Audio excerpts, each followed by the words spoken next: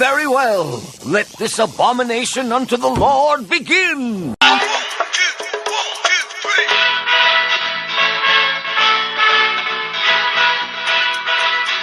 I think we did finish it, and I couldn't be happier that We're it's done? over. We're done with it. All right, that's good. That was terrible. You don't know about every Dave, do you? I know. Oh, of course I do. You've heard about it? All right. Oh, I think I did mention to you that... Oh, no, I don't think I did. I don't think so. Well, I have the Dave Matthews Band podcast with my friend Nate. Had. We've done 9 episodes. It's the worst thing of all time. It was fucking terrible. Is it anywhere right now? No. It's on this. I still have all the episodes on here. So you Just can release delete them. those after. Wait, don't delete them. Just put them out there. No, there's Well, no, then Mike will have to re-record the whole thing. Yeah, we can And- try again. That is my worst nightmare. You know you loved it.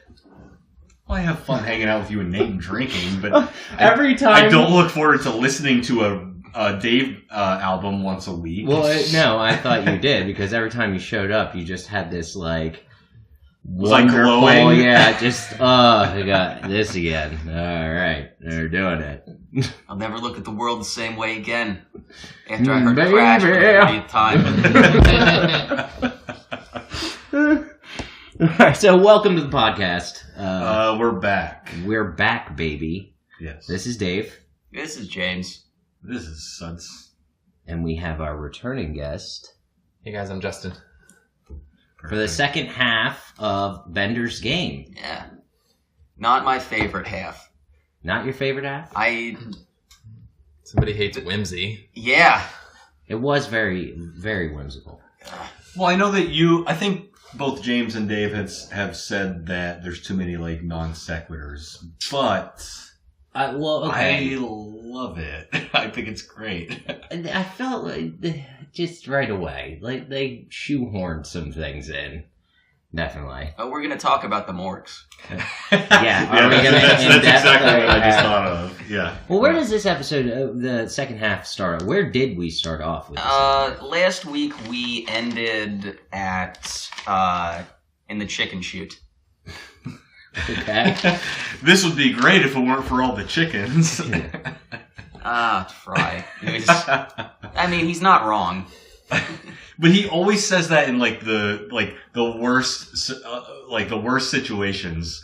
Like he would be having a fantastic time if it weren't just for that one shitty thing. Yeah. The most obvious. Like, if I weren't getting stabbed right now, this would be great. Yeah. But yeah, they escape through the chicken shoot, and they're trying to get the crystal. Well, should we do just a quick rundown of what we've already seen? Like, James, do you have like a synopsis or something that might lead us up to where we're currently at? You mean like a recap? Yeah, a little bit of a recap. Just going over what we had already talked about, Leela's been fitted with a shock collar to curb her violent tendencies. And she is starting to really enjoy it as the second half starts. Yes. It's like, it's like an orgasm collar. Basically, yeah. She starts to associate pain with violence. Is that what it is? Or no? She says something with the shock collar. It's starting to feel good now. Yeah. Yeah. She just really enjoys beating people up. Mm-hmm. Bender is getting lost in his Dungeons and Dragons imagination. Yeah. And Mom is controlling the only source of dark matter in the universe. Yeah. Which is what the crew is out to destroy her monopoly when we get into this. Okay. Now, we did talk about dark matter. We had a... Well, yeah, Justin had like a Wikipedia definition. Yes. It's like, and that's why we need him on more, because we need to know something. I can just turn to him and be like, "Hey, Justin." By the way, James, it's been a while since you've printed out a Wikipedia page. You guys always hate it when I bring Wikipedia. No, we don't. We talk about it for like 1 minute and then just like, so anyway. So as you're a newcomer, are you bringing the Wikipedia page of the episode you've watched, or are you bringing just like, let me tell you about the Suez Canal? No, that it's more like that. Okay. Yeah, like some like random scientific principle that they talk about in the episode. James will bring that and we'll read it. And, You go, here, you guys need to look at this. Like mid-show. I'm like, expect me to read through this whole thing right now? Yeah, well, you refused to read it beforehand, so... We're always on a deadline, James. Clearly. Also, I'm just, against reading. So I know you are. I'm not going to do that. You once refused to read the safety instructions on a straight razor. I wish that made any sense. I have the... Well, no, it does. I refuse to shave. Well, Yeah, you know what? That joke is very similar to some of the jokes in the second half of the episode. They've got a few. When it's I don't know why this is. This is just something about this setting that bothers me. Why isn't the crystal encased in anything? Well, it's just hovering. Yeah. And how is it even doing that? Like in her office. Like if you run a nuclear plant, is the core in the CEO's office? I mean, if I ran a nuclear plant, I would make some changes, but I don't think and 3 Mile Island right now has probably got at least a deadbolt or something. They have armed guards. I'm pretty sure. I think it's a hook and eye latch. Yeah. But it's not quite even, so it's you kind of gotta you gotta pull the door. Yeah. Mm-hmm. It's like your back gate. You have to lift it and pull. There's no button. No, the mechanism does not actually work at all. It's pretty much just there for show. Yeah, exactly. Yeah. We need to fix that. We should. Yeah. Where there is currently a gun safe. Yes. Yeah. Do we want to talk about the gun safe? Do we want to go into this? Are we getting in it? All right. So, that's the first thing I saw when we walked up. I walked in, I turned, and there is a giant...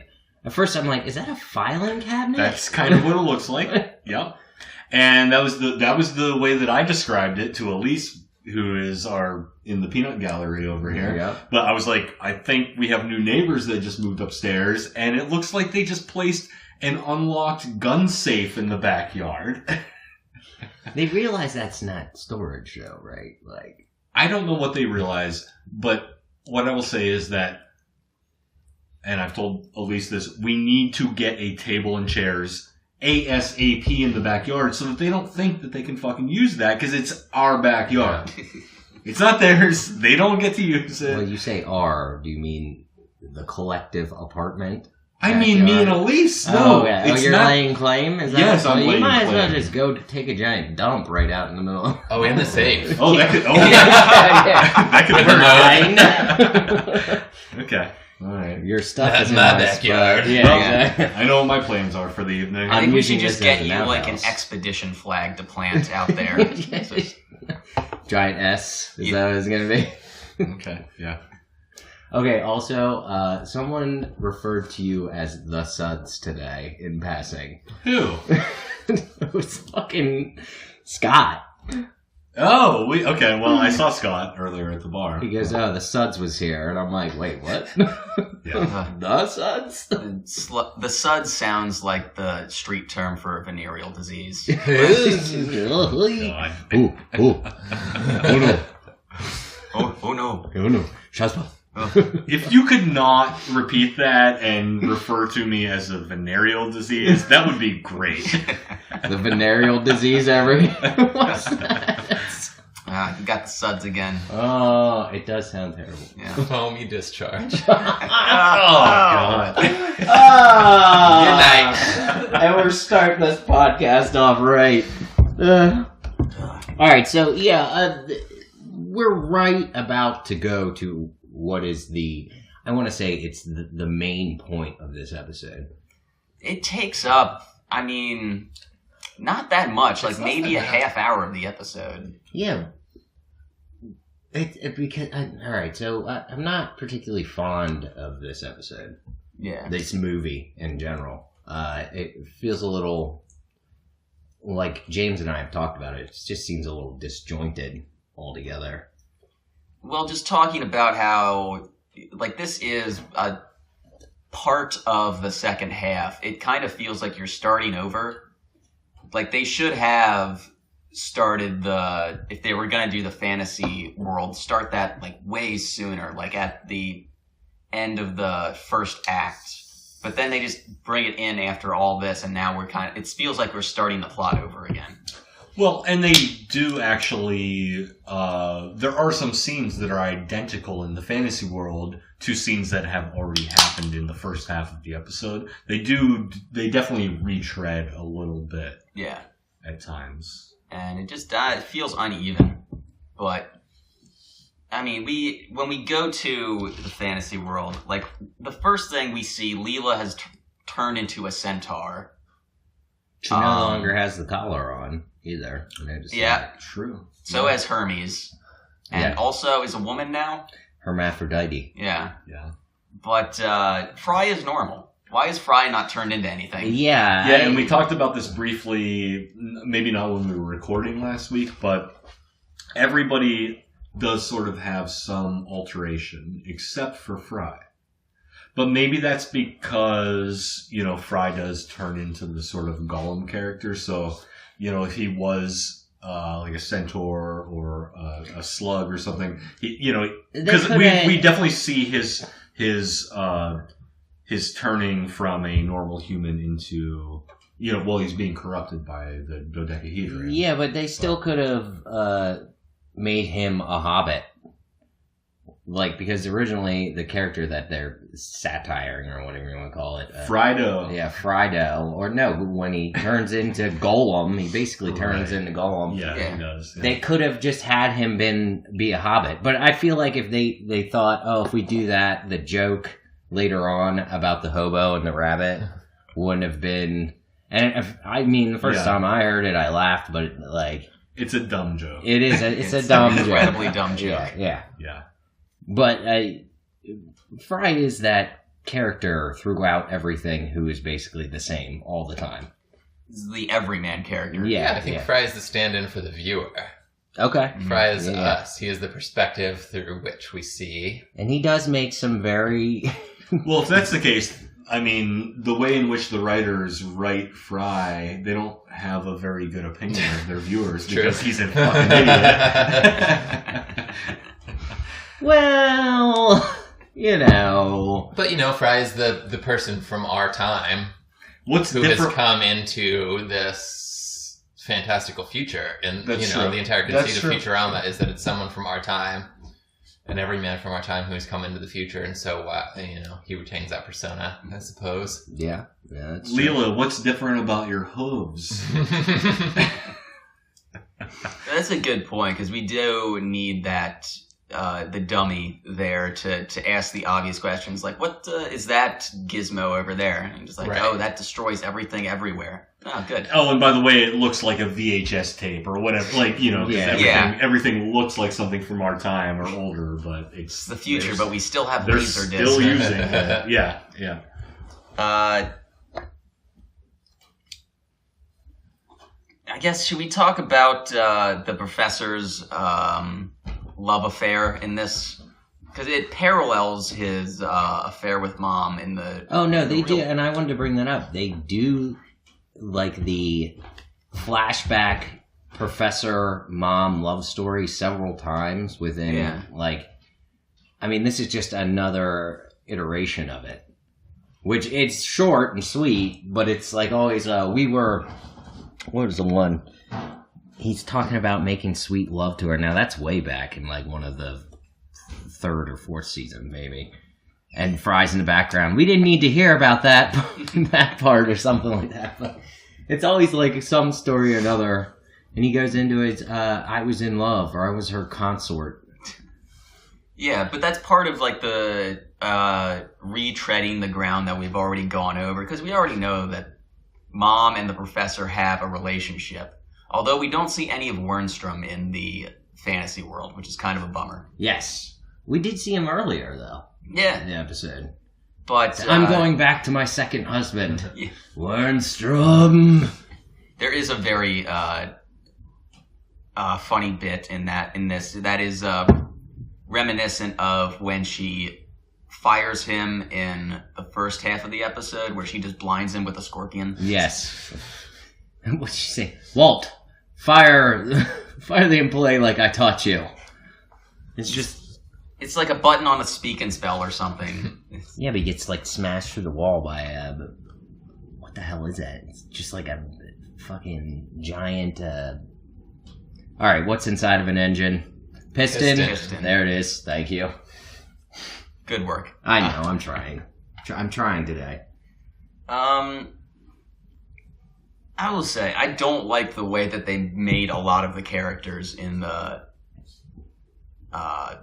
realm that Cornwood. Yes, Cornwood. Yeah, that's all right. Anything about that title? No, I don't know. I have nothing. I mean, corn, not made of wood. Yeah. I don't really know what it refers to. And very little to do with each other. I think we're just gonna probably bash this and talk about some of the funnier stuff. But like I said, I think this episode, this movie, they had 4 movies that they were gonna do, and at some point, they just started throwing things together for this one. Was this the overflow? Is all the references we couldn't get into other stuff? Yeah. Well, let's make a movie about a D&D or fantasy world. Yeah. And the show obviously is a science fiction show. They couldn't resist. I'll get right to it. They could not resist throwing a Star Wars reference in at the end. Yeah, they mix a lot of mythologies in this. They couldn't, and you could tell. But the Star Wars reference is hilarious and perfect. Yes. And, the fact that it kind of, throws Star Wars upside down in a way, I really like that. But I do have to say also that when I first hear Cornwood, I immediately think of Deadwood for some reason, although it's not even related, and Deadwood was probably out, way after this, but... Cornwood may refer to the corniness of the jokes. Maybe they the tropes that they exploit. Yeah. That's the best explanation I've heard so far. Self-aware. Completely self-aware. Because there are a ton of corny jokes. We already mentioned the Morks, White Castle, the infomercial, the water nymphos. There's so many stupid things, and oh my god, the Morks. And it's such I'm bored for puns. I'll say it right now. You like the puns? Yep. All right. Well, I know you and Suds had talked about loving the Morks. Yeah, how can you not? I don't know how you can't love the Morks. I think it's a low jab at Robin Williams. I don't even think it's a jab. I think it's just an homage in a way. Oh no. Yeah. Here's Robin Williams. Let's kill him. Let's kill him a bunch of times. No, it's Shazbot. It's one Robin Williams is a little bit funny. What if we overlay a dozen on top of each other talking at once? And they all look like the Hunchback of Notre Dame. Let's pick the worst character he ever played. And it's a pun on orcs. Okay, alright. Oh, holy shit, I didn't even realize that. You didn't no, I didn't realize that Mork was rhymed with orc. Oh my god. James is sorry. Why do I do this? Why am I here? Also, knowing that you didn't get that joke and still loved it. I still loved it. I'm so on board with you. I'm interested now, though. Why did you think that they included Robin Williams as Mork if you didn't get the orc connection? I didn't know why they included it. I just thought it was some weird thing. Seriously? Come on! Yeah. I didn't know. I have to admit, but I loved it. So let's talk about the journey a little bit. The actual. I feel we skipped ahead. Yeah, we did. We jump around. It's pretty much Lord of the Rings, but with a bunch of other stuff sprinkled in. It is Lord of the Rings. Yeah. The whole thing is Lord. But you're right. There are other jokes mixed in there. Bring up that the crystal, the MacGuffin of the whole event, the crystal. You just had to get that across. Yeah, sorry. Crystal. Yeah, because I love when Ignis in the fantasy world says crystal. The professor yells at him. It's become the die of power, the 12-sided D&D die. That's the last kind of transformation I think we need to note. The sort of stand-in prop for the ring. Yep. Yeah. The one true ring. It's forged in molten plastic. Damn, these things are hot! I do like the animation on the forge when it's just like a ball of molten rock that she cracks open. Yeah, and it's got the perfect... It's a mold. Yeah. A perfect imprint of, like, I don't know the name for all the different die shapes. What's the reference that they used? Gygax? The geysers of Gygax. Geysers of Gygax, which, like I said when we were watching, the creator of Dungeons and Dragons' name is Gary Gygax. Yeah. So, obvious reference to that. Kind of a great but obscure joke. Yeah. But also, if you've ever heard that the creator of Dungeons and Dragons is named Gygax, you'll never forget it because it sounds like a beast that you would fight. The terrible Gygax. The terrible Gygax. Watch out, he might roll his die of power. Well, he does show up in Futurama as well. He's on the Vice Presidential Action Force. Yes, yes. We can't just fix things with violence. That's all we're good at. Is that later? That's early. That's an early episode. I think that was the first anthology. Yeah, were you might have been out of the area for that one. I think about it. I don't know. Probably. Ask this one over here. I'm not going to. We're not going to get into that. Okay. Well, no. Okay, so they could have. I think they could have done more with the journey. I mean, obviously it is a journey, but they keep meeting the random Futurama characters. What, you don't like the swamp hag? No, I did think that was funny. Okay. Well, I used to have a neighbor who'd do some things. Get out of my yard, you kids! It's like Dave lives in a swamp. Yeah, exactly. Get out of my swamp, you kids! What were you doing in her swamp? I was just trying to play soccer, damn it. In a swamp. Why not? Build your leg muscles. Couldn't kick that ball very far, could you? No. Okay. It's too much swamp. Too much swamp. Who else plays in the swamp? What about that tree guy? Oh, yeah. Lord of the Rings reference. That's hilarious. Yeah. What was his name? Twiggledum? Tweedledee-dum. Tweedledum. Tweedledum. Yeah. Anything else I can do for you? And then they kill him and burn him. Just terrible. You wouldn't kill an Ent. That's what he is. It's so beautifully drawn. Just the look of agony on his dead tree face when he's in the fire. You know who I miss? That tree guy. Yeah. As Leela fucking throws her hatchet into his leg. Do you think he let her do that? I'm just assuming, because... Good question. I don't know. This is just... How'd that go down? Yeah. Like, have we ever seen Leela this violent before? I mean, she has a temper, but she is, like, actively enjoying... Her pretty fucking violent. But she is, I mean, sadistic in this, too. She's literally sadistic. She's getting pleasure from hurting people. So... Well, her temper could be another MacGuffin, just to push the plot forward. Or the collar, once it starts to be pleasurable, is a feedback loop that causes her to... Shit, okay. Yeah. Towards more violent tendencies. Look, I'm telling you. As a potent allegory for the criminal justice system in America today. Oh. This guy needs to be on the show more. We need to have... Yes, very potent. Yeah. You didn't have to print it out or anything. No, at all. Look, we might just take you on as another host. We're going to have 4 hosts and a guest. Oh, I love it. Now we have enough mics. Means I get to do less work.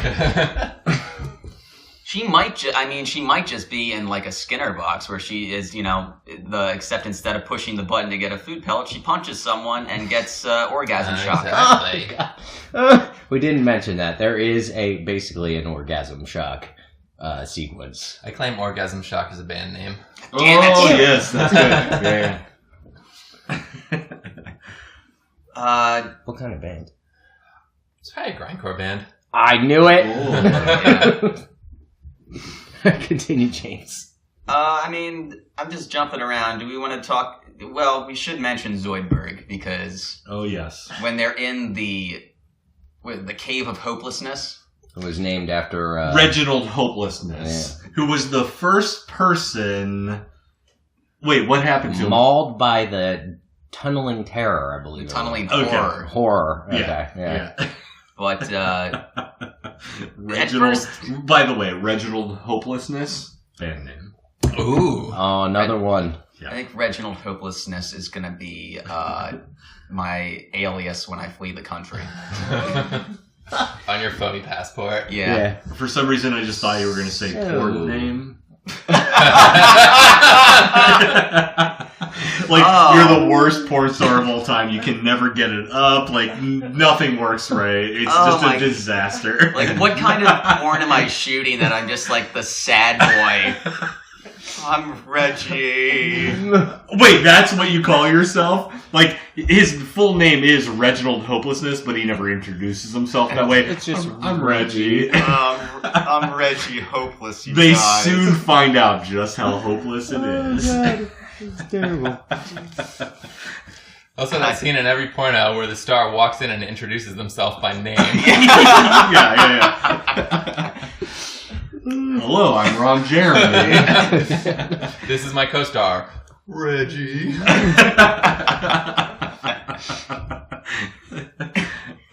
That would be, if Ron Jeremy and I were in this, that would be the saddest porno you ever saw.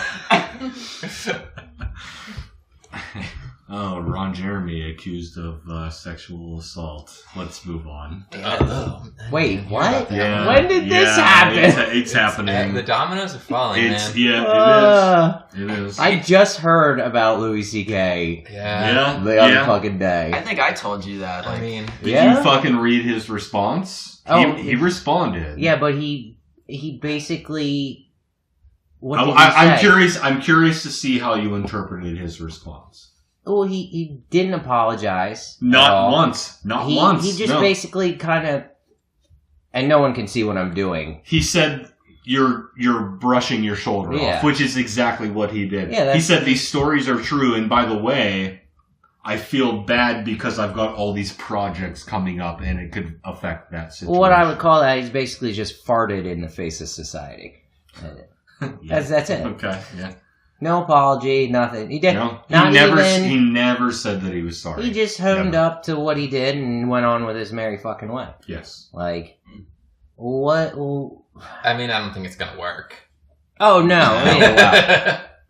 No, well, his movie premiere was canceled, and I would be surprised if it ever sees the light of fucking day at this point. I just hope this doesn't ruin Baskets. That's the best show on TV does right now. I know Baskets? He does. Baskets is fucking amazing. It is. Louis Anderson. Louis Anderson is so good. Louis Anderson Zach is fucking was amazing. Born to play that role. Yep. I hope Louis kind of steps down from his projects when he realizes that he's poison. I agree. And that's all I can hope is that he's big enough to do that. Yeah. I mean, I would hope for a whole hell of a lot more given the, atrocities, but well, no, see, if that's the bare minimum. I mean, it's weird because this story had already come out.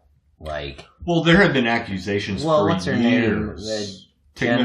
Jen Kirkman. Yeah, Jen Kirkman said something. The latest season of One Mississippi, there's a whole episode about it that's... But if you know anything about the background, you freaking know it that it's him.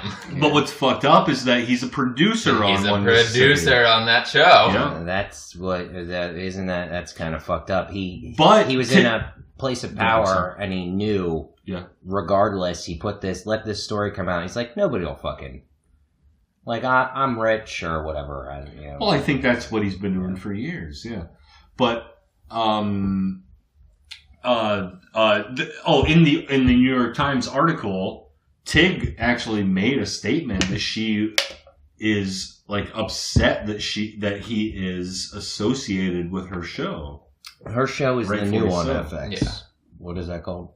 Isn't that One Mississippi? I think it's on Amazon. It's One Mississippi is Tig's show. Yeah. Okay, I'm thinking of a different. Who is his? Baskets is on FX. He's got his hands in a couple of things as a producer. I remember reading an article about it, and he's got at least 4 shows that he's not involved in as an actor that he just produces on. Yeah. Okay. Well, who's the girl that the woman who was in Bluey, the dark-haired Pamela Adlon? Yeah, she's got a show, doesn't she? She does. What's that called? Like Better Things? Yeah, something like that.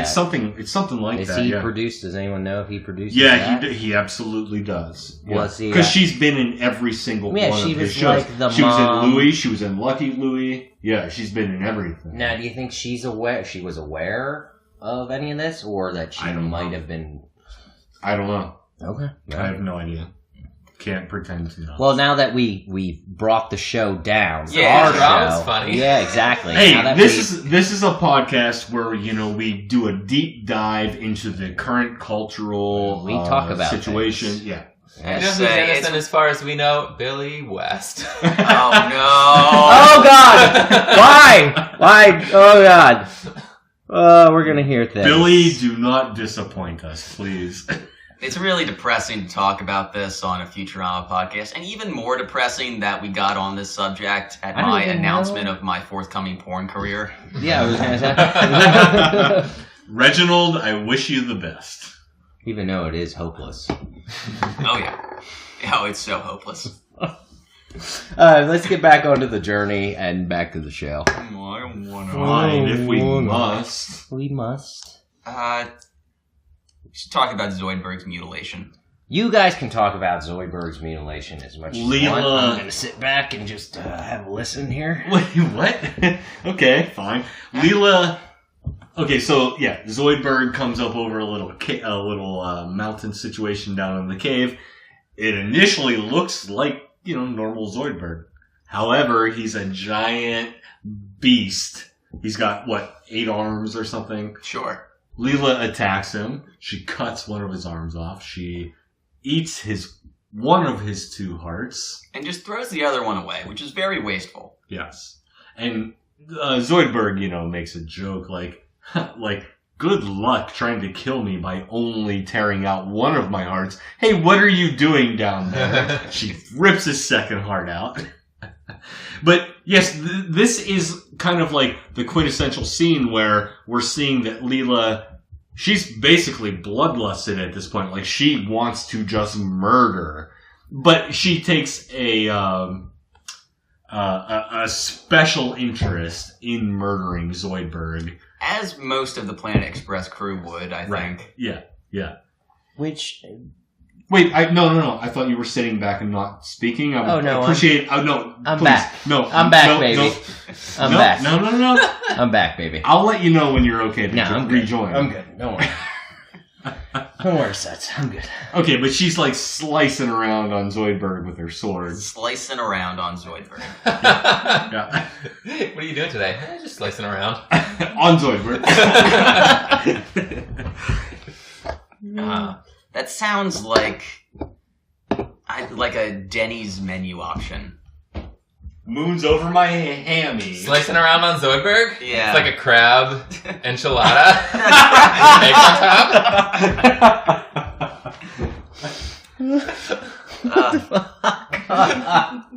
It's kosher. I'm hearing so much.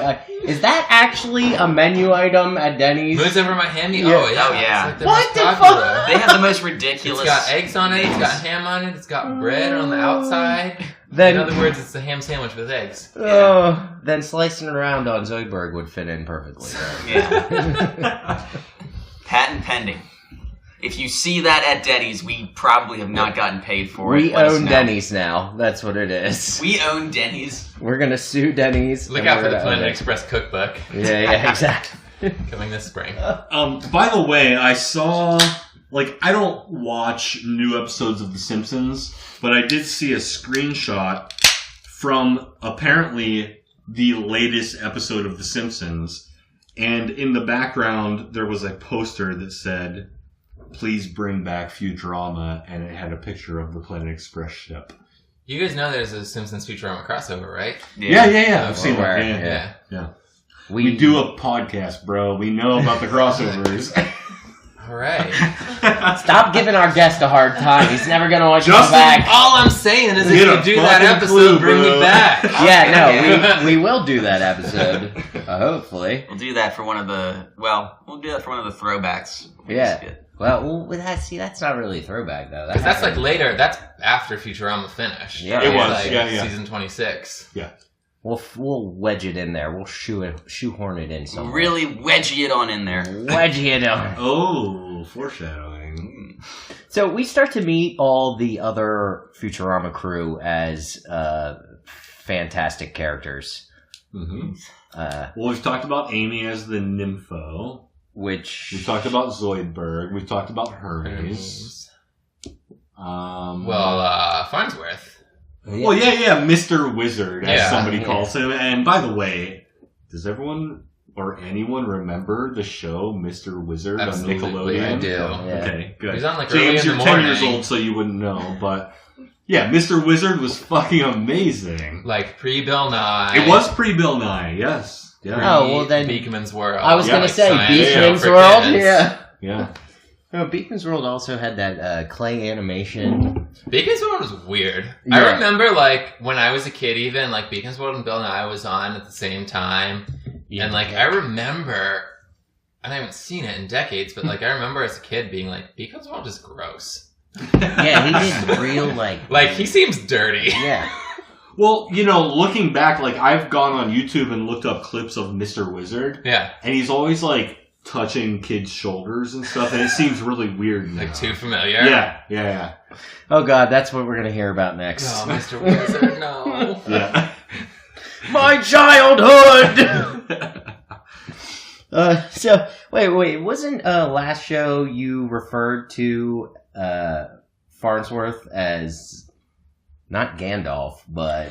Oh, I thought... the Harry Potter one. No, I thought he was Dumbledore. Dumbledore. Yeah, because I don't know what movies are what. These are not even obscure movies. Like... That part of Harry Potter where Dumbledore fights Mork. Yeah. That's an obvious reference. Awesome. Yeah, I think I said something along the lines of, like, so, the professor is, like, acting like Dumbledore right now, right? And James pulled another thing, like he did just earlier, where he put his head in his hands, and he was very sad for my movie knowledge.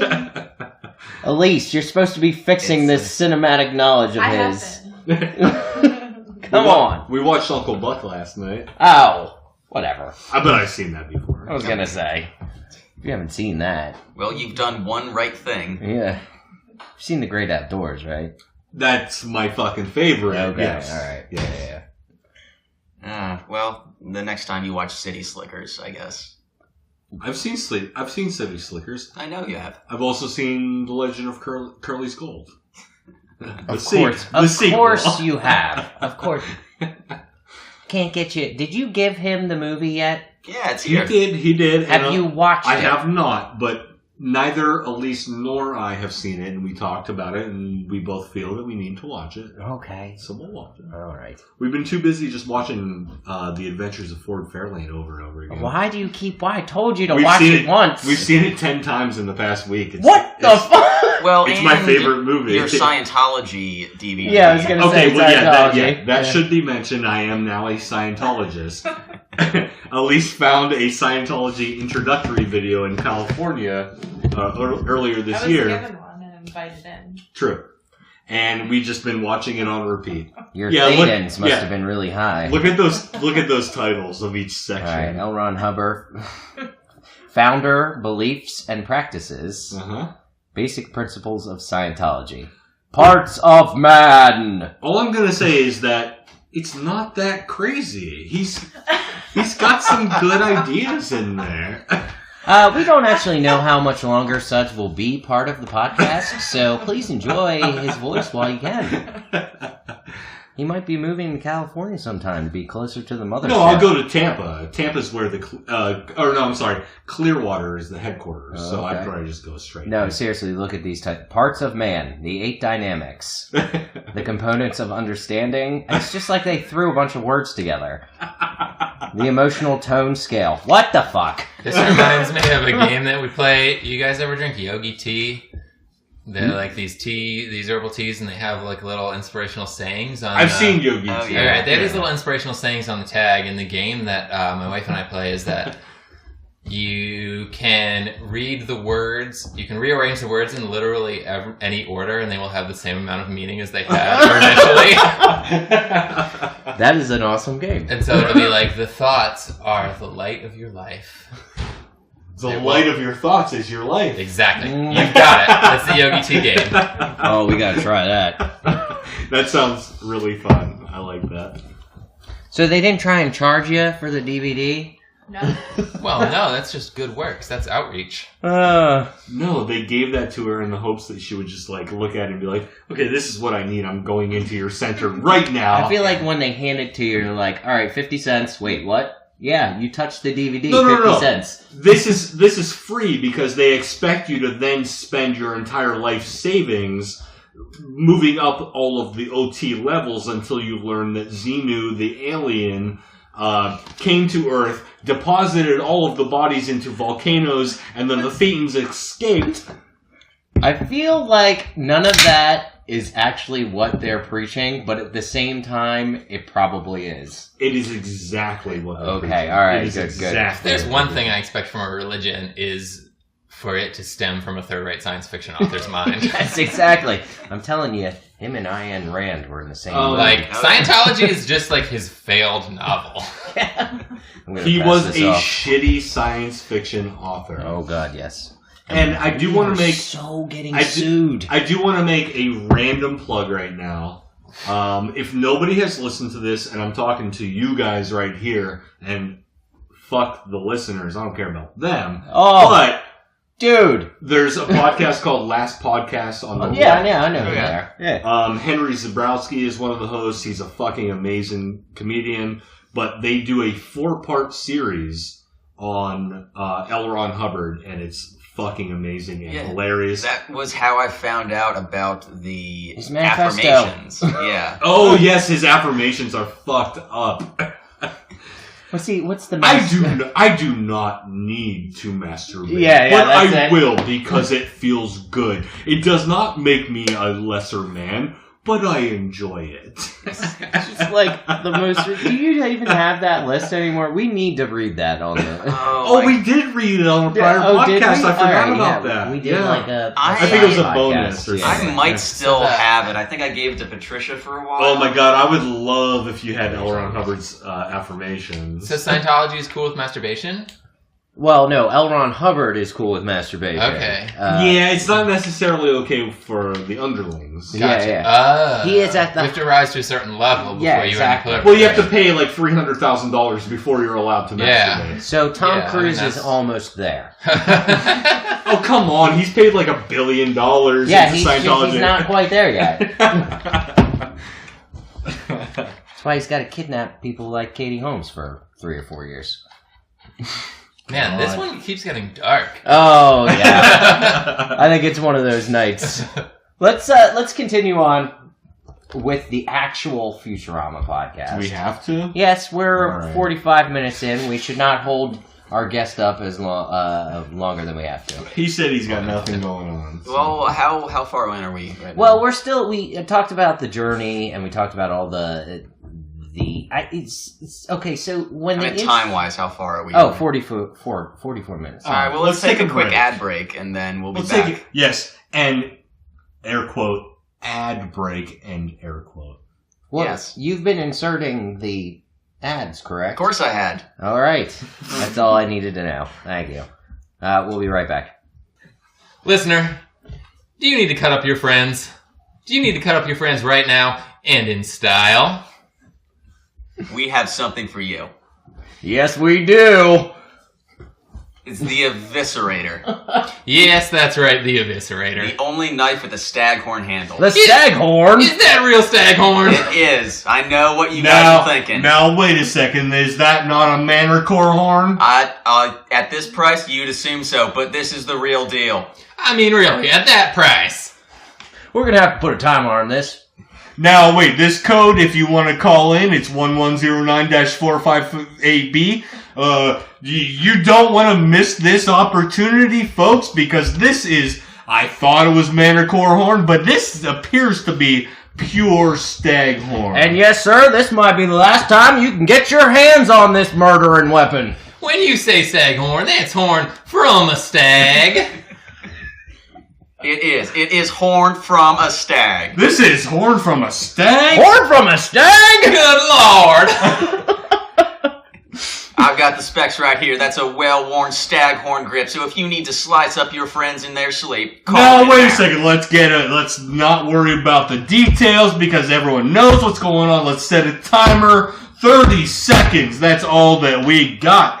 This is gonna be gone, folks. I know that the lines are busy, but just keep calling in. Now I have a lot of friends to slice up. I've had knives that can slice up one friend.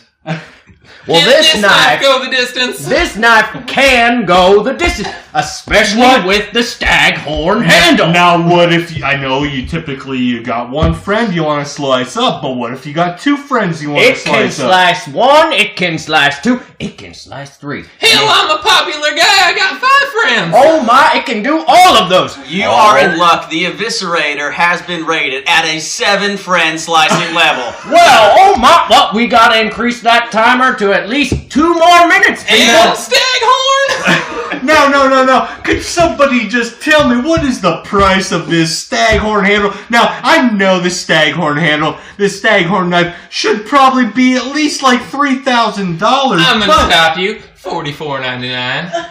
Is that $44.99 a month? Plus tax? Oh my, well that is quite a deal for the staghorn handle. Not the Manicore, people, the staghorn. You know, some people, they might think that Manicore is good, but why don't you tell me how much better that staghorn is than that Manicore? Well, we pull that stag right out of the forest. Unfortunately, we don't know where to get any more Manicores right now, but we cut them up and we make the handle. Call now, supplies are limited. You only got 10 more seconds. This offer is about to end. Hi, this is the crew from the Planet Express Delivery Podcast. Hello. We are just, this is a commercial break. This is a commercial break. But we'd like to inform you, if you'd like to support the show, we do have several ways that you can do that. The one in particular that we are going to tell you about today, I'm going to pass this off to James right now because he has all the information, but he will tell you right now. Yeah, I'm the one who owns a computer. Exactly. Okay. So the instructions, the notes that you have there look very simple, though. It just says, send vodka. It says send vodka. Yeah, to support us. Yes, just support us. Please send vodka to Harrisburg, Pennsylvania. We'll find it. Don't worry. Sure. We always do. But if you want a more direct way to support the show, we do have a merch store through the site TeePublic, who we're affiliated with. If you would like, go to our website, planetexpresspod.podbean.com. Click on the link in the episode description, and that'll take you directly to our merch page. Once you're there, we have dozens of designs for you to choose from. You pick the design you want, pick out t-shirt, hoodie, mug, laptop case, stickers, other things that I'm probably forgetting right now. No, that's a lot. I didn't realize we had that much even. Oh, no. But that's awesome. Now I'm going to go and check it out. Because I'm going to go buy some as well. Yeah. You know what? I think I will as well. I think this sounds fantastic. Okay, guys, you pushed that a little too far. I was trying to make it fun for everyone. Now it's not. This is the funnest thing I've ever heard. Actually, forget this plug. We're going to buy our own merch right now. We're buying merch. Also, though, that is not the only way you can support us. As always, we do want to hear from you on our Facebook page and on all the places you can listen to our show, Podbean being our flagship. You could maybe rate us on iTunes. Oh, yeah. Which would be nice of you to do. Yes, we love hearing from, and we do have email addresses, which we'll give at the end of the show. But any support that you guys can throw at the show is much appreciated. We are a completely DIY endeavor, and we did not expect the show to be even as big as it is, whatever modicum of success we've been able to achieve. Yeah, I don't think we can measure it at not at this point. But if you want, please do leave us a review in the iTunes store and check out our merch page on TeePublic. Again, go to planetexpresspod.podbean.com to click the link that will lead you there. And everything goes right back into supporting the show. We do not get paid for this. No, we do not. We lose money every episode that we do. Technically, we'd all be bankrupt right now. We're not. You're not already? No, I have not filed. I am fully in the red. Well, that explains why our studio looks like shit. Hey, fuck you. I've changed my identity 6 times since we started the show. All right, so yes, if you need any more information, there is an email address we'll give at the end of the show, and please send us money. Just loose money, loose change. We love it. Sacagawea dollars. Thank you. Thank you. Okay, so we're doing this. Is this what we're? Yeah. I'm going to share a very vulnerable moment. Okay. With everyone. I had this conversation last night. I don't know how it came up, but I guess we were talking about shitting your pants, and it was the collective, the normal people, sure, at the clubhouse. Clubhouse, yeah. So they were going around the table, and eventually got to me, as it always does. And yes, I do have a terrible shitting your pants story. It's from when by the way, we're back, and I'm telling a terrible story. So I lived in Austin, Texas for a year, about 4 or 5 years ago, and I was a contractor. I did carpentry plus some chimney work. I did a whole bunch of things. You were a chimney sweep? Yes, I was a chimney sweep. Oh, cool. Yes. Did you dance on the roofs? I actually, one time, we were walking into a house and I started singing the song from Mary Poppins. And I just hear my brother in front of me go, "Shut up." While wearing his Dickensian Cockney attire. Exactly. My terrible Dick Van Dyke accent. Every chimney sweep does that once. Yeah, you gotta fucking shout it down. Yeah, exactly. You got it while you're, it's like your whistle while you work song, basically.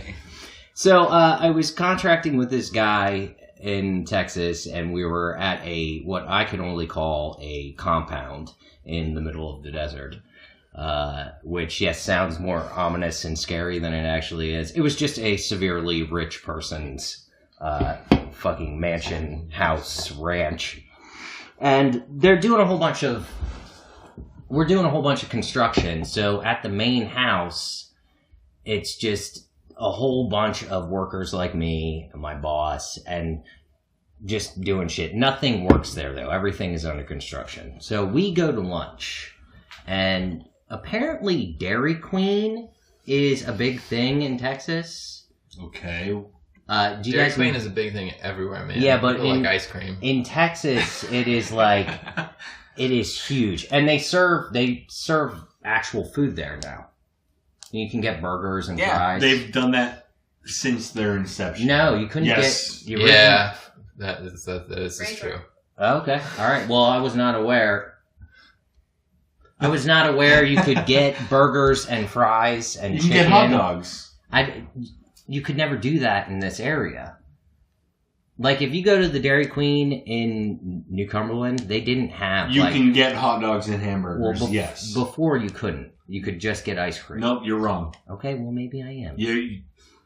You absolutely are wrong. Do you like how I kind of brushed that off?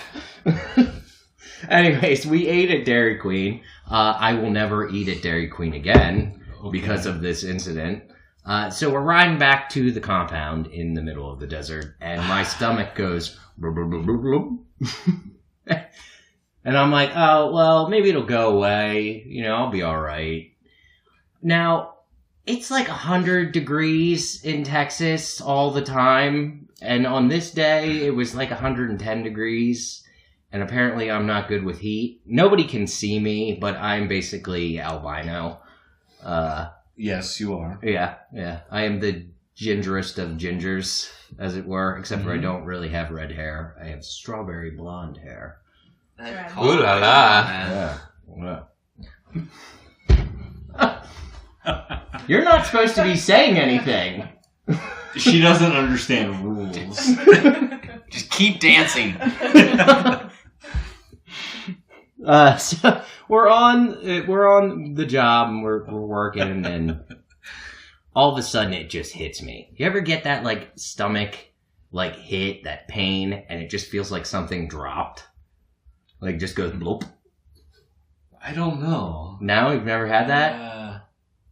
It's almost like immediate diarrhea. So you pooped your pants. Not right there. I turn to one of the other workers, and I go, hey, where's the bathroom? And he goes, no say. Donde es el baño? Yeah, see, I did not. I was not even remotely sure how to question. Here's the funny part. Okay. I know he knew what I was saying, but my boss was an asshole, so he was just like, I'm going to reciprocate this assholeness towards the coworker. Okay. So I found somebody else who was like, oh yeah, it's over there. And by over there, it is on the other side of the fucking compound. The other side. Like, this is like a mile walk. And I'm like doing this. Did you make it? Oh, I ran, sprinted in the heat across this fucking giant mansion. I forget why we're even talking. Oh, we're talking about me this. shitting my pants. Okay. Look, your stories are worse than mine, man. I don't know. I feel like we've been talking about this for like 10 minutes, and there's yet to be a poop payoff. Yeah, well, exactly. I'm leading up to that. Can we just hear the poop payoff? Well, I get to the bathroom, and it's just basically a glorified outhouse. Okay. It's just like it's in the back of a barn. It's got a shitty door with what was that latch you? The eye hook and eye. Yeah, it has that. Through my island latch. Yeah. Yeah, exactly. I get in there. Immediately, the first thing you look for when you get in the bathroom, when you gotta take a shit, is toilet paper. Well, I side with Justin because you can look at a magazine and, if worst comes to worst, like, if there's no toilet paper in there, you can use the magazine. Yeah, the bush of many uses. I should have looked for the bush of many uses. I mean, I usually try to sign into the Wi-Fi before anything. Pornography. Oh, yes. Oh, yeah, I often look at porn when I'm in an outhouse. When you take a poop? It's the only way. Oh, yeah. That's a quality butt.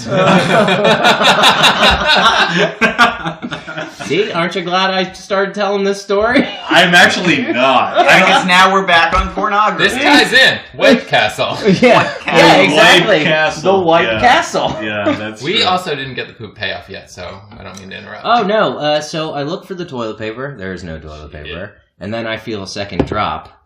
And at that point, I'm like, that is the worst thing I've ever heard. That second drop. Yeah. We're getting to the payoff. You keep interrupting me. I can't get to the shitting the pants. I'm sorry. So, as I am pulling down my pants, my bowels release themselves. And there's just shit everywhere. So it was like mid-squat, so it wasn't like in the pants So completely. you're that person in like the Staples bathroom where I worked who just like sprays on the wall. No, I wish it would have been project. If it would have, it would not have hit my pants at all. It would have just been all over the toilet. You got waistband. Yeah, I got underwear, the rest in my socks. It would have rocketed out the front of the outhouse. Yes, exactly. In a moon shape. Yeah, right at the So, at that point, I have shit-covered pants. I'm in a outhouse in the middle of 100-degree weather. No toilet paper. And all there is to clean the pants is one of those almost hazard showers. You know, you hop in when you get like chemicals on you. Yeah, It's just like this shitty like, and I'm like, all right, well, I gotta figure something out. So like, I'm in there like shirt on, no pants, everything's dangling out, washing my pants off with this shower. It's going everywhere. It's just getting worse and worse by the minute. I had to walk back across the compound, tell my boss he had to drive me home. And the whole time he's like, you smell. I'm like, yeah, you brought me to a place with no fucking bathroom. It's like, I'm gonna make your car smell at this point. This is your fault. If you've just joined us, this podcast is brought to you by Dairy Queen. Yeah, exactly. Oh, Dairy Queen. What did you have? Some kind of chicken sandwich and their fries. I will never eat there again. Anyone else hungry? Of course you are. That's my shit story. Does anyone else have one they'd like to share? I personally don't think I'll ever eat again after hearing that. Well, now I know. Just don't ever work as a contractor. So was the outhouse, was it the style of outhouse that they find the professor in when they go to find the wizard? But connected to a barn. Okay. By the way, did anyone else get a bit of a Doctor Who vibe in that? Because when they first open it, he's sitting he's sitting there, he's pooping, obviously. You've just lost James here, by the way. He closes the door, but then he opens it, and it's bigger on the inside than it is on the outside. Exactly. So, on the outhouse? Bigger on the in outhouse than it is on the outhouse. Could have just said in-house. Okay, than fine. The outhouse. Fine. Yeah, that would have landed. Yeah. So you're reaching a little too hard there. I was thinking too much. See? Shoot for the moon. Even if you miss, you'll land in the outhouse. Yeah, exactly. Hopefully not your pants.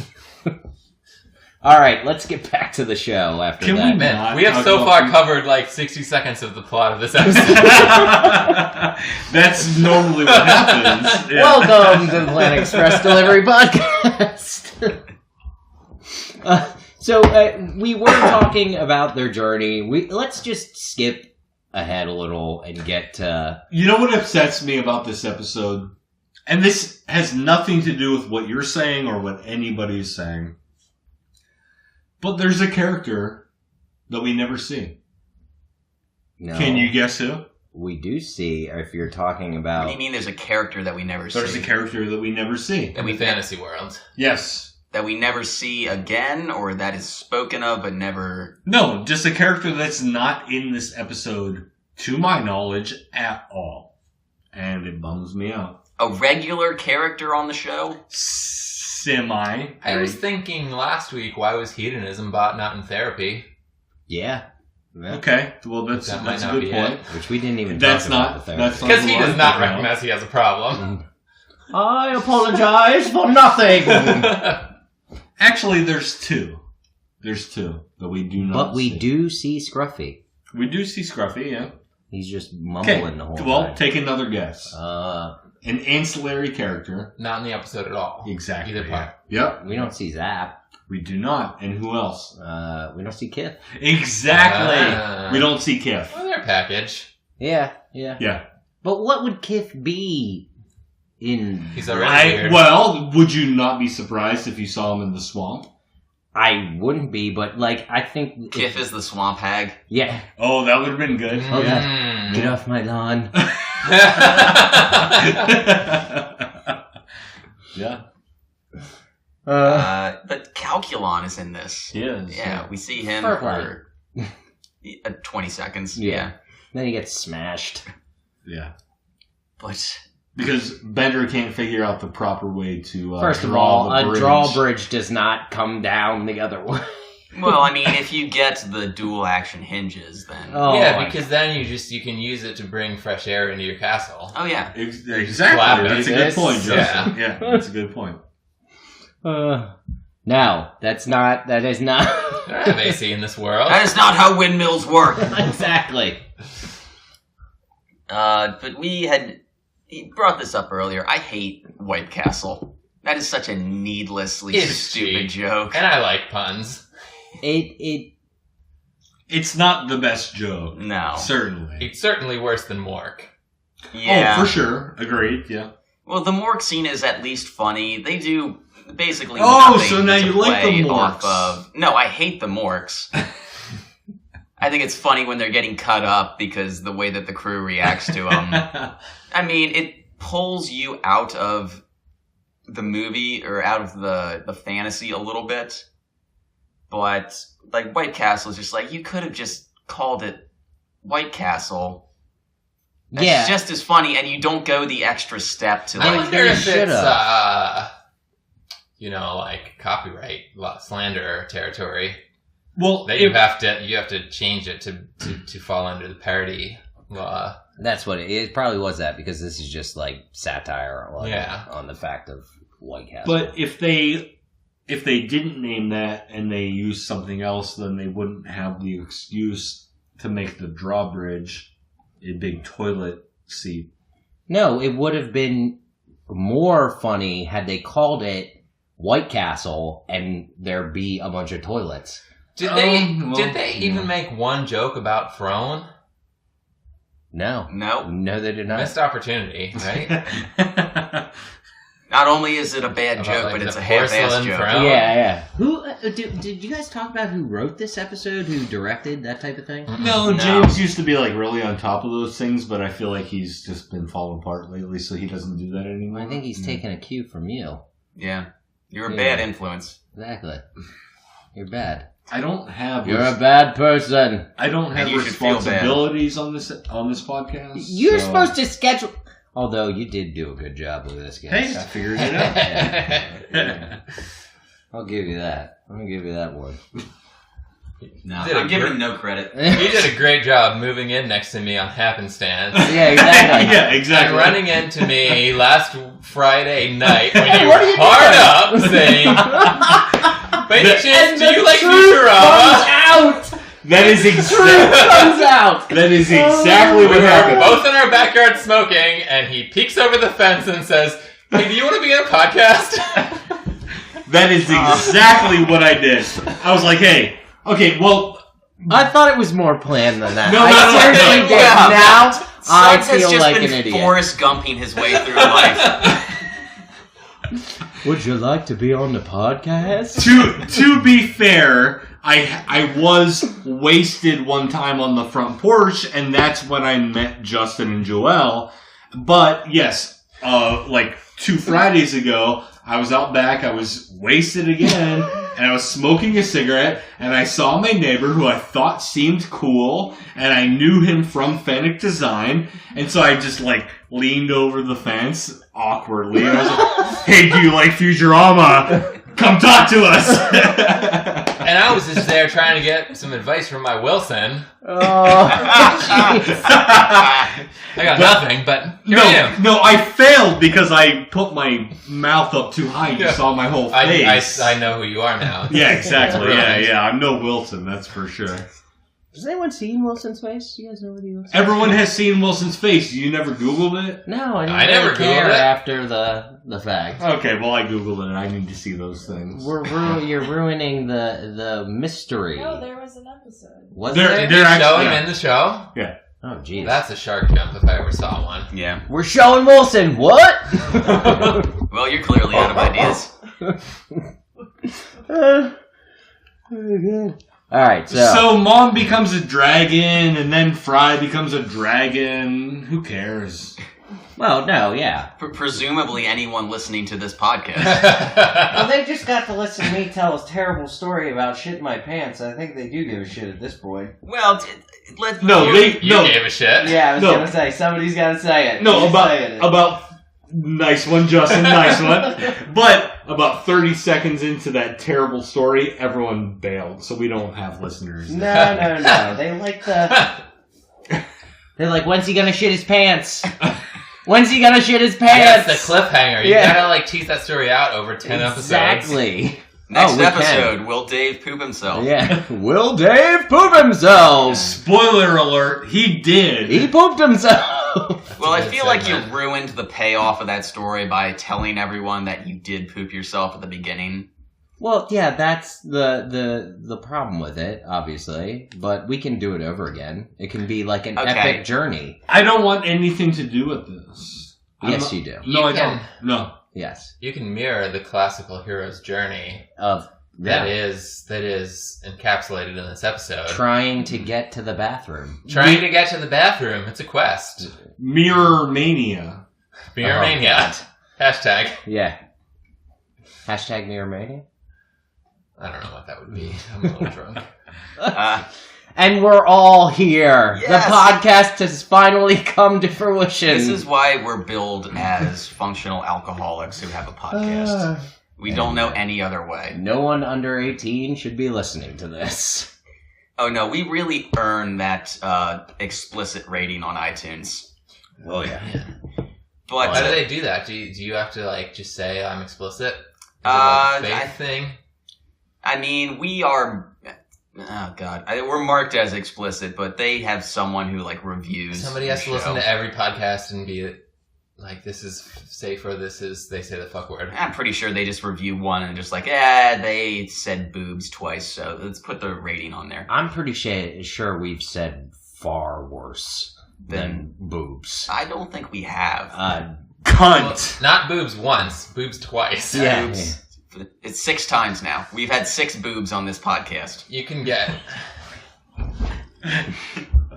Wait, I thought I only count 4 boobs. I actually thought James was readjusting his sitting situation to pull out his boobs. I almost said bubes. Bubes? You did say bubes. We are never getting to the end of this. All right. We have dragged this out. Hey, what's that impression that you do? Hey, hello.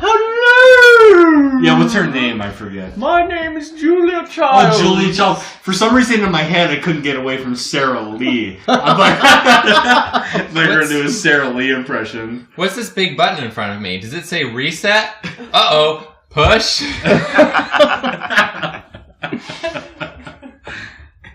Okay. Hello, guys. This is Dr. Steven. No! This is Dr. Stephen J. Nipple. Can we possibly reset this podcast? It's not happening. Yeah, you all need to cut the shit right now. No, my good friend Arnold is here. Julie is my best friend. She cooks for me 12 chickens every day. And we drink heavily.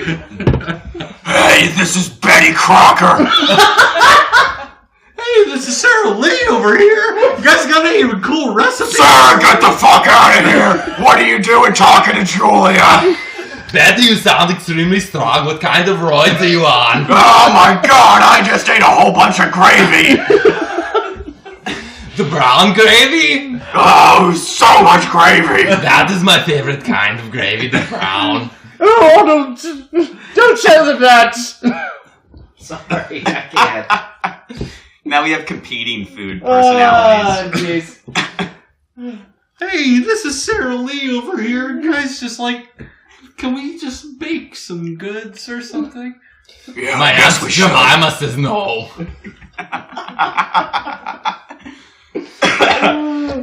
Alright, no. We gotta wrap. We have to wrap up here. We're just getting out of here. We picked the dumbest things to do impressions. Oh yeah, I know. Totally worth it. Hey, this is Dr. Stephen J. Nipple over here. Can we, get on with the episode, or what? Well, can we get the Star Wars reference? Yeah, let's talk about that. Because That's important. I like the way that they flip the script on that. I actually do like that. Like, there's a ton of needless allusions in this. But then they bring it back. Like I said, they could not avoid bringing something science fiction into... And again, mixing mythologies, but I'm okay with it in this instance because the fact that Ignor is the professor's son, spoiler alert, is... It's such a perfect play off of the Darth Vader... Luke Skywalker. Because he's on the evil side of this dynamic. Although, the professor... we'll call him lawful evil. In D&D parlance. Yeah. Well, it is true, because it is a flip in the sense that the son is telling the father, but it is not a flip in the sense that the evil one is telling the good one. Yeah, that's true. Yeah. Now, well, I mean, I enjoyed that. I am your son. No! Uh-huh. Mommy told me so. Well, that's a good point, because, I mean... I guess I didn't really think about it before. Ignor's not really evil. He's on the evil side, but he's just kind of dumb. He's just kind of there. He's like a Scientologist. So, yeah, he's stupid evil. Yeah. Yeah, that's it. Misguided. Yeah. He's ignorance corrupted. Well, I did enjoy that. And this is kind of I don't know, though, if that particular moment is kind of, well, what can we do to kind of shock the audience? Or if they were going to lead up to Ignor being Farnsworth's actual son. Well, okay, so like we said earlier, a couple scenes from the first half of the movie were recreated in the fantasy world. Showed... And that was one of them, because Mom had the same conversation with the two sons that are not Ignor, where she told them, oh, there's something about, Ignor that I've never told anybody. And then she did the same thing later in the fantasy world. I remember all that what I'm talking about is like prior Futurama, like all the Futurama, because you know how we always get a reference from the professor indicating that him and Mom had a relationship. Well, I was of the assumption that all three of the boys were Professor Farnsworth's children. I think it's just Ignor. Yeah, and that's what it came out to. Okay. But I was like, oh, they're all three his kids, because he'd been sleeping with her for such a long time. The only thing that would go against that is that we do see Wernstrom at one point. True, yeah. I wouldn't be surprised if the other two are Wernstrom's kids, because she left Farnsworth for Wernstrom. So I think you have to wonder also from the standpoint of the showrunners, at this point the series is over. They're making a few movies. How much are they actually thinking about the continuing mythology of the show? That's true. Because there isn't necessarily a continuing mythology. You think, are they just doing this because it serves the plot right now? Yeah. And then later on they have to run with it? Or is it something that they planned all along? Well, and I'm guessing you're familiar with the whole series. You've seen all the seasons. All right, so they never bring up Ignor being Farnsworth's son again. This is the only time they mention it, and that's it. We see Mom again later on in other episodes, but I don't know that we necessarily ever see the Professor and Ignor at odds again. Like, they've been, I guess, competing or in conflict in previous episodes, but I don't think we ever see those two characters at it again as far as being enemies. Yeah. Oh, that being said, too, I just want to flip back just a little bit. The one joke that involves Ignor and his two brothers in the poop farming. Well, there's actually two jokes. Farm. The crap farm. The crap farm joke that Leela and Fry kind of have a little disagreement about. He goes, is there really any big difference between what you just said? Yeah. Like that, and then Ignor responding to his two brothers when they ask him, have you seen anyone? And he's like, oh, yes. I'm the only one here. How could I have seen anyone? I think that is a smart joke. I laugh. It totally is. Yeah. There's a book called, and it touches on Futurama. It's mostly about The Simpsons, but it's called Simpsons and Their Mathematical Secrets. Yeah. And it's fantastic. And it's about how David X. Cohen, who started on The Simpsons as an executive producer and moved on to Futurama, has a background in mathematics, and how he kind of went out of his way to hire writers on The Simpsons who have backgrounds in mathematics. Mm-hmm. Well, James brings it up pretty consistently, cool. How they are. And then also on Futurama, and so to me, that's just an obvious sort of logic joke. That that joke to me feels like a theorem. Yeah, it's perfect. It's just the whole delivery and everything. And you have the one brother's like, well, that kind of makes sense. And you just get a smack across the face. Yeah.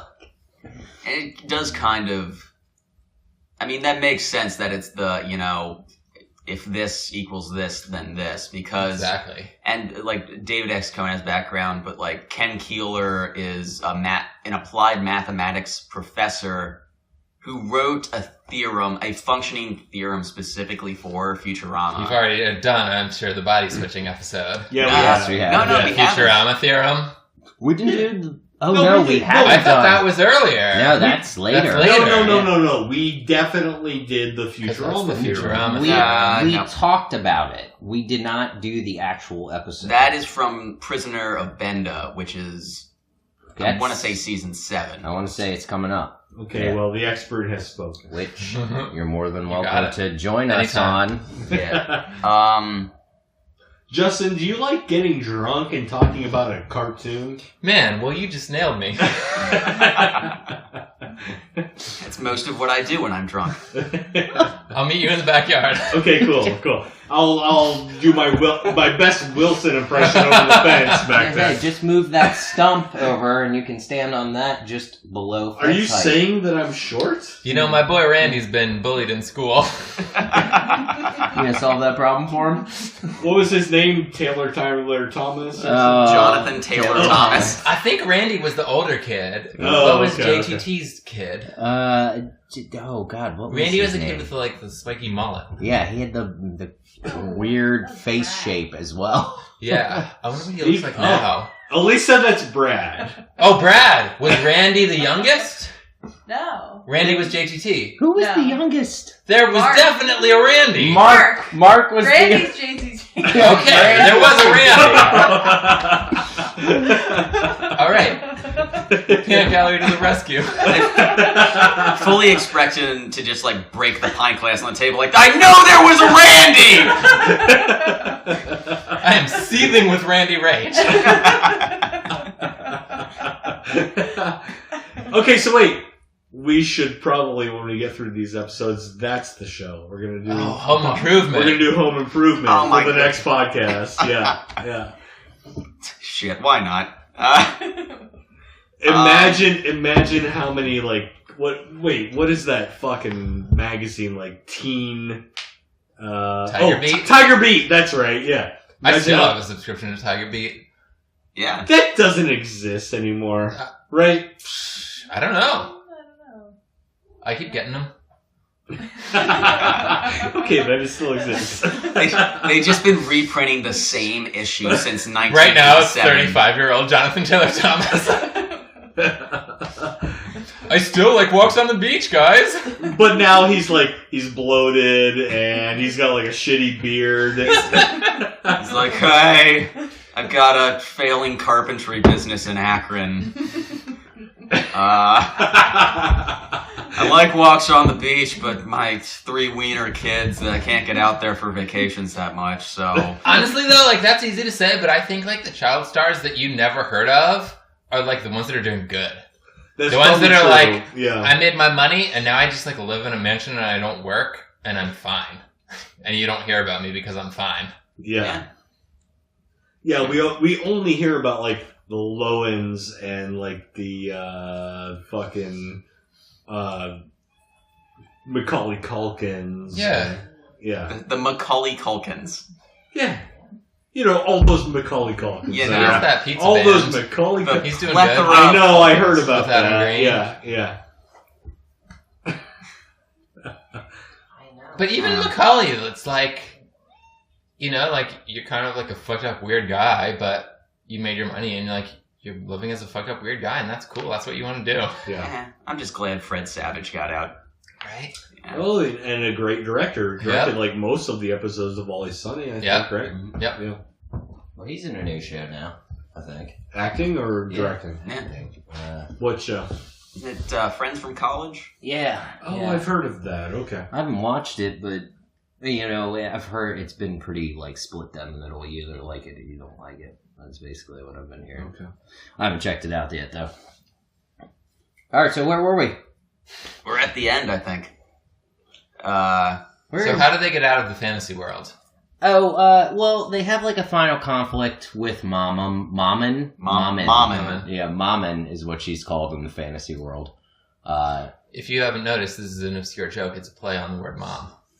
Oh, jeez. Wait, how do you spell that? Whoo! Okay, M. Yeah, okay. And then an O. Okay. M. Hang on, go back to the first one. M. I'm confused. And then... some of these jokes are just deep. Yeah, Not everybody's going to get them, and that's fine. You can just enjoy the show on the level that you enjoy the show. Yeah, exactly. He's right. I just like pretty colors. Right. You know. Her dragon is like a beautiful color. She's beautiful, yeah. Spits fire. Mauve. I especially like... It is a mauve color. I especially like that guy Fry's name. He's got a green dragon. I like green a lot. So. Like Puff, the magic dragon. The magic dragon. Magic dragon. I love Puff. Did you know that the song Puff the Magic Dragon was actually a reference to dragons? Right? Wait. Not a lot of people know that. They think it's just about like smoking weed and hanging out, but it's about a dragon. Now I can't tell if you're fucking with me or not. Judging by the fact that you said, I like green a lot, into a microphone that you know is on. We are recording.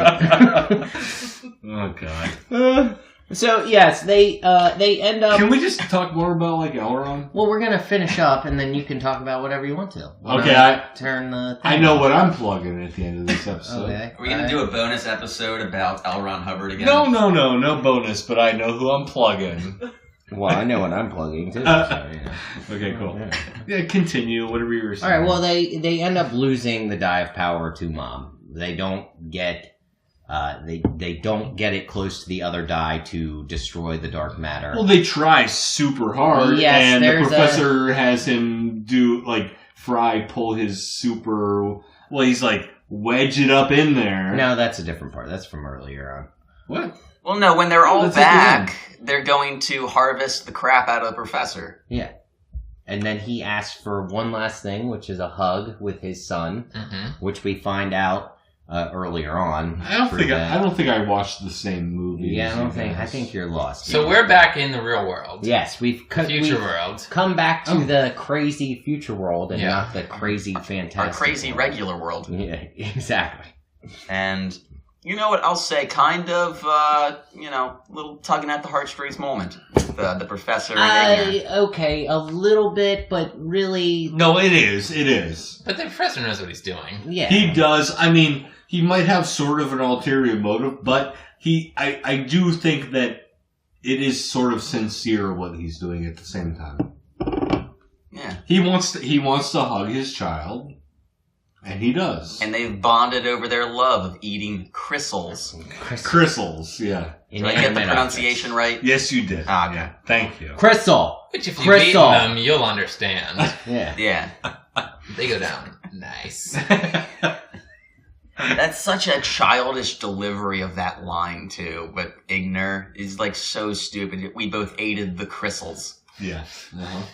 And it's like, oh my god, you're just a dumb Labrador retriever. At one point, when he blinks his eyes, they blink separately. He does one eye and then the other. It's just like a did. Yeah. So they neutralize the crystals plus the dark matter in general. And this guy, like, how they wrap this up, it's so quick. There's no... Yeah. It is very quick, yeah. That's what I've kind of been talking. Like, the timing of this episode is weird. Like, the story structure is... I would have liked to see the fantasy moved further in... They should have just forward in the episode. Like, all out. 20 minutes in, they should have gone into... short intro, fantasy episode for an hour, and a short outro. Yeah. Yeah. And because the outro that we get is almost it's seriously like 3 minutes. And then when they come back, they're still shoveling nibbler poop into the fuel tank like always before. Yeah. Nothing's changed. Well, eventually they do move on to whale oil. That is a change, but... Like that even, that's like, there's no, they don't even explain it's it. Like really. it's not an important topic. They're like, alright, well, we have fuel again. Bum, bum, bum, bum, bum. Like, but... Wait, what did they say again? How did that go? Bum, bum, bum, bum, bum. Okay, thank you. It's like, womp, womp. Is that what it's like? Yeah. Or, now I'm just making noises. You guys could join in. No? Well, did we jump past Did we jump past anything that you guys want to talk about? Yeah, probably a lot of things. Okay, so here's a point that I'll bring up. Okay. The centaurs. Oh, God. The centaurs are pacifists. I would assume vegetarians. Yeah. Why is every single damn one of them trained to be a fantastic archer? That's a good question. Yeah, what are they shooting at? Watermelons? Is this sort of reinforcing the anti-gun control lobby's like recreation standpoint? Those damn progressives. They just shoot for recreation? Liberal scumbags And they trying to enjoy it? take our archery The precision bows of it, but away. like, you know, why not get into skateboarding or flip cup? Or some other sort of dexterity activity that is not as violent. Yeah. Yeah, I get what you're saying. That's a question we're going to have to ponder. Well, okay, but if we're really going to think about this, let's think about Hermes. He's the ultimate bureaucrat. Well, what is Hermes' perspective in that situation? Hermes? Really? Yeah. So I don't think he cares. I think he's indifferent to that. you have the communication aspect where they shoot arrows from point to point to communicate, but in that society, you would just train the people that are in those stations. You wouldn't train every single person. Imagine the paperwork that is involved to train them. Exactly. Hermes probably loves grading. Well, they do tedious debate, so. Well, they've got that That's on the what wall I see. as a possibility. The tedious debate as their pastime, but the archery? I don't know. Well, the archery is just a given. The things on the wall are the options. It's a given that they are archers. Archers. Right. Archers. A pacifist archery-based society seems counterintuitive. Well, the fact that they're completely pacifist to the point where they won't even defend themselves. Because Leela and the crew, they just traipse through their goddamn country. But, I don't know. Archery's a pretty good sport. Yeah, I guess that's fair. If you insist. I used to be an archery instructor when I was like 15. Whoa. And, it's just, So did you ever like hunt man or beast? I or mean, just target shoot? Legally, I have to say no. Have you ever seen the movie Surviving the Game starring Ice-T? Not Ice Cube, but Ice-T. What the fuck is this? It's a game of hunting man where Dave, you've seen that movie? Okay, so Ice-T thinks he's getting a good job, but no, it's just a bunch of rich fucking white men who are searching for the best hunt of their lives. So they find a homeless man who is played by Ice-T, and they take him out into the wilderness and they fucking hunt him. But then guess what? Ice-T kills all of them. He kills all of them, and it's amazing. It sounds hysterically racist. It absolutely is. It was made in the early 90s. Yes. Oh my god. But Ice-T fucking destroys everyone, and it's amazing. Oh, that's terrible. Where is Nibbles? Is Nibbles streets? Oh, they're in her desk. Yeah. You're keeping them in the desk? Yes, go get them out of the desk, David. They're next to a bunch of paper clips, so don't confuse the two. Yeah. So, James, do you have anything else to say about this? I do. There was a point that we did not bring up earlier. Okay. When Fry gets the eviscerator. Yeah. Oh, God. With the staghorn That's handle. the best handle I've ever goddamn seen. But I thought it was a manicore horn handle. You know what? I did as well, but they had the specs. Yeah, okay. In the infomercial that he hallucinated in a rain puddle. And then somehow it manifests in his hand. Where did he actually get the knife from? All right. Did he just find it in a puddle? Or we have been transported through dark matter in a robot's belly into a fantasy world that is half Dungeons and Dragons, half Lord of the Rings, and a little bit Star Wars, and you're concerned about where did he get the knife? Yeah! I'm not that worried about it. Even assuming that he did just find it in a puddle. That's the eviscerator with the staghorn handle. 90% of the way people get knives. All those loose knives that you find. I've found a few knives that way. What percentage of the knives that you have found had a staghorn handle? Oh, just the eviscerator. Yeah, see, well then it's worth that $49.99 for 3 multiple payments. What is that called? I don't remember. Oh. Installments. I'm drunk. Shit. All right, we need to start wrapping this up with our Slurmees. We need to start wrapping this up. First of all, the other two need to get in the fucking room. 2/3 of the hosts have walked away. Hey, Justin, Elise, take over. End this. I'm worried that I'm going to have to close out this podcast. No, I'm coming. All right, well, somebody needs to do their Slurmee first. Give him an example. Has anyone explained our rating system? Okay, so I got this last week. We didn't rate because it was not until the end. All right. So you know how to do this. Yep. Would you like to go first? No, I would not. Okay, Dave, all right. go ahead. I will Also, go first. wait, just to clarify, it's out of 10? Out of 5. 5 Slurmees. And you can do point. Yep. That kind of thing. Yeah. So for this, I am gonna probably give it I'm gonna give it my average 3. Definitely, it's not a terrific episode. I don't hate this episode. I just think it wasn't well put together.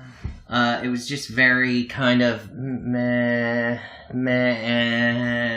But there are. So what was it like? It was like meh. Okay. It's like when you look at your cat. How do you spell that? Meh. Just sound it out. Is it a Cyrillic alphabet? Yeah, I think so. Okay. You're a smart guy. You can figure it out. You can only spell it in Elvish. Yeah, exactly. It's a beautiful, elegant Elvish word. Oh god. Meh. It means so-so. You know, the elves in Lord of the Rings were definitely meh. For the whole fucking couple movies. You know, I thought the elves were mwah. Moi? How do you spell that? Same thing? Q, another Q, Z, and the Batman symbol. Okay. Alright, good. No hashtag or asterisk in there? No, that's not included in Elvish. Okay, alright. Well, I wasn't sure. I don't speak Elvish. So, anyhow. Yeah, I give this a 3. No, the animation's good. Just the way it's kind of like, everything's like jumping. Thanks, Suds. Well, maybe you should be more careful with your cables. You're drunk. Pardon that interruption, and we're back. It just seemed like it was kind of all jumbled together. I just don't find it all that terrific of a movie. Out of the 4 movies. All right, Suds, why don't you go next before you fucking vomit on yourself? Okay. For warmth. All right, so I think that this is a good movie. I'm not super experienced with like Dungeons and Dragons, but I don't know. I think this movie continues the good storyline. Like the previous movie that we did, Bender's Big Score. Mm-hmm. I love that storyline. As a standalone episode, yes, it's too long, but I still think that it's good. I like it. There's a lot of like, it's sort of like every character is represented in this episode / movie. Not every character, as you pointed out. Well, yes, you are correct. There's no Zap, there's no Kif, which I would prefer if there were. What I don't like is what James, I believe, said during the recording. There's a bit of retreading because once we get into the fantasy world, they sort of have some scenes that are redone in that world. which isn't great, I guess, but it's still funny. I love the Morks. I love Maman and her sons. I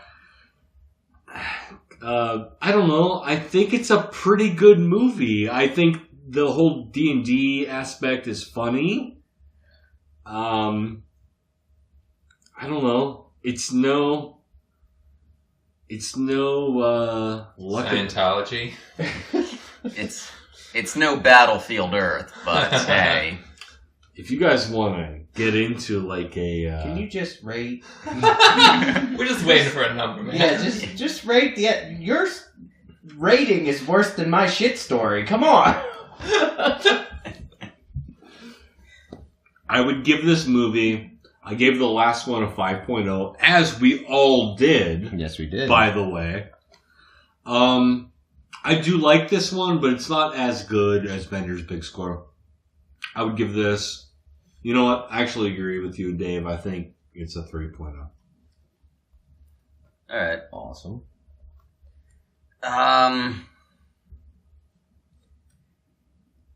So I think Justin brought the point up that like when they made Bender's Game that they didn't have a show anymore. They were just doing these direct-to-DVD movies, so the continuity wasn't like a huge issue. They were kind of just doing whatever, but this movie, more than any of the others, feels like they just were throwing every loose idea that they had at the dartboard and just to see what would stick. And it was a lot of stuff that was...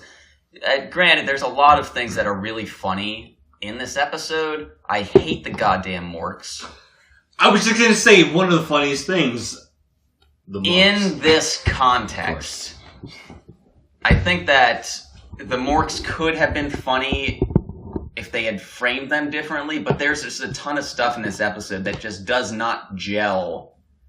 And that is what my opinion of this movie as a whole is just like the story never quite coalesces into something.